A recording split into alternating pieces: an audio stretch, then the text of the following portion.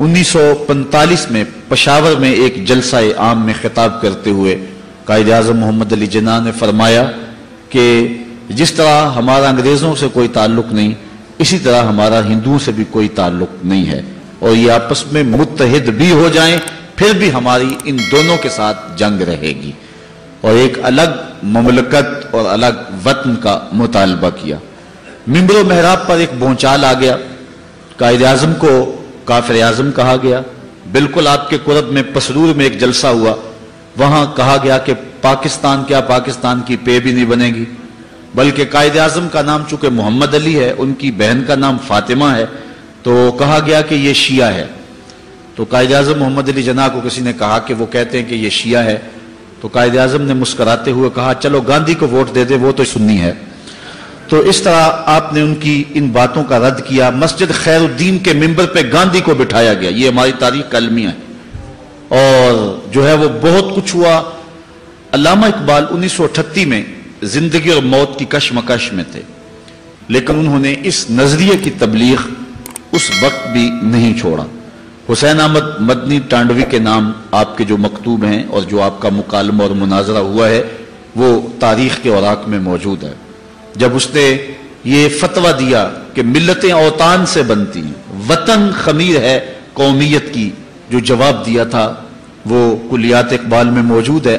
سرود بر سر منبر کے ملت از وطن است، چے بے خبر ز مقام محمد یارا بیست، بمصطفیٰ برساں خیشرا کے دین ہما اوست، اگر باؤ نہ رسیدی تمام بولہ بیست۔ اقبال نے کہا تھا کہ میں تو سمجھا تھا کہ یہ قرآن و حدیث پڑھنے اور پڑھانے والے دین کے مزاج سے آشنا ہوں گے، لیکن یہ جو فتویٰ داغا گیا ہے کہ ملتیں اوطان سے بنتی ہیں، اس سے سمجھ آ گئی کہ ان لوگوں کو ابھی حضور کے مقام سے خبر ہی نہیں ہوئی ہے۔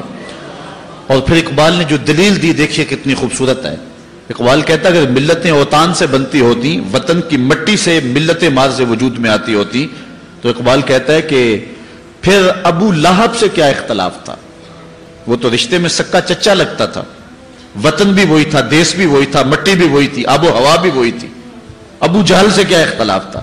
لیکن کہا گیا لکم دینکم ولی دین، تمہارا دین تمہارے لیے، میرا دین میرے لیے۔ تو یہ دو قومیتیں جو الگ الگ جو ہے وہ مرز وجود میں آئیں، یہ وطن کی بنیاد پر نہیں آئی تھی، یہ دین اور اعتقاد کی بنیاد پر مرز وجود میں آئی۔ ایک طرف سکا چچا ہے، اس کو کہا تیرا میرے سے کوئی تعلق نہیں، اور دوسری طرف فارس سے آیا سلمان فارسی، سینے سے لگایا، کہا سلمان و منا اہل البیت، لوگوں سن لو سلمان میرے اہل بیت سے ہے۔ اس کا نسب اور تھا، اس کا رنگ اور تھا۔ بمبئی میں قائد اعظم خطاب کر رہے تھے، ایک ہندو صحافی اٹھ کے کھڑا ہو گیا، اس نے کہا آپ دو قومی نظریے کی بات کرتے ہیں، ہندوستان کو تقسیم کر رہے ہیں، ہمارے ابا و اجداد ایک تھے، بعد میں کچھ لوگ آئے عرب سے، انہوں نے ان کے نظریات بدل دیے، وہ مسلمان ہو گئے، لیکن ہمارے باپ دادا پر دادا تو ایک ہی ہیں، لہٰذا آپ ہم کو تقسیم کر رہے ہیں، خون تقسیم کر رہے ہیں، وطن تقسیم کر رہے ہیں، مٹی تقسیم کر رہے ہیں۔ اس نے بڑے زوردار لہجے میں قائد اعظم سے گفتگو کی۔ اللہ تعالیٰ نے شخص کو بڑی بصیرتیں عطا فرمائی تھی، اور اللہ تعالیٰ جل شانہ نے پھر ان کے ذریعے یہ ایک بہت بڑا کام لیا۔ لوگ کہتے تھے دیوانے کا خواب ہے، ہو ہی نہیں سکے گا، لیکن پھر اللہ تعالیٰ نے کر کے دکھایا۔ تو قائد اعظم نے خاموشی اختیار کی، کوئی جواب نہیں دیا اس کا۔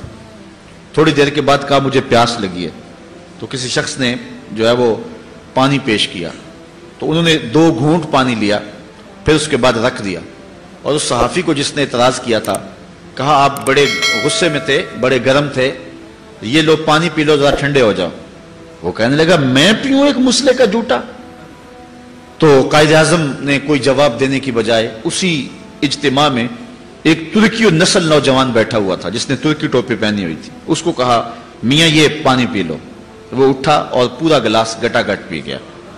اب دوبارہ قائد اعظم اس ہندو صحافی کی طرف متوجہ ہوئے اور فرمایا کہ تو کہتا ہے کہ ہم ایک قوم ہیں، مجھے بتا کہ میں اگر اکٹھے زندگی گزارنا چاہوں، میری زندگی تیرے ساتھ گزرے گی یا اس کے ساتھ گزرے گی؟ تو وہ خاموش ہو گیا۔ فرمایا اس کا میرا نسبی تعلق کوئی نہیں، خاندانی تعلق کوئی نہیں، میرا اس کا وطن کا ربط و رشتہ کوئی نہیں، لیکن اسلام کی بنیاد پر یہ میرے ساتھ اکٹھا زندگی گزار سکتا ہے، اور تم میرے ہم وطن ہو، ہم ملک ہو، ہم زبان ہو، لیکن تمہارے ساتھ میری زندگی نہیں گزر سکتی۔ اس لیے دو قومی نظریے پر انہوں نے یہ ایک عملی دلیل فراہم کر کے اس بات کو اجاگر کیا۔ یا عمری اللي راحت احلامه اوهام ان كان